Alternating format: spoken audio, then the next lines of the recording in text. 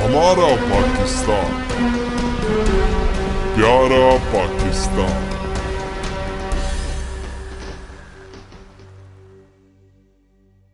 Fast 96 news کے bulletin میں آگے بڑھیں گے۔ چترال سے خبر شامل کریں گے۔ بیورو چیف شبیر احمد کی رپورٹ کے مطابق آج 12 اگست 2024 بوقت 2 بجے بعد دوپہر ANP کے مرکزی دفتر الحسین پلازا شاہی بازار چترال میں ANP کے کارکنان کا یوم شہدائے بابڑا کو خراج عقیدت پیش کرنے کے لیے ایک تقریب ہوئی۔ تقریب کی صدارت ANP کے ضلعی صدر الحاج عید الحسین نے کی۔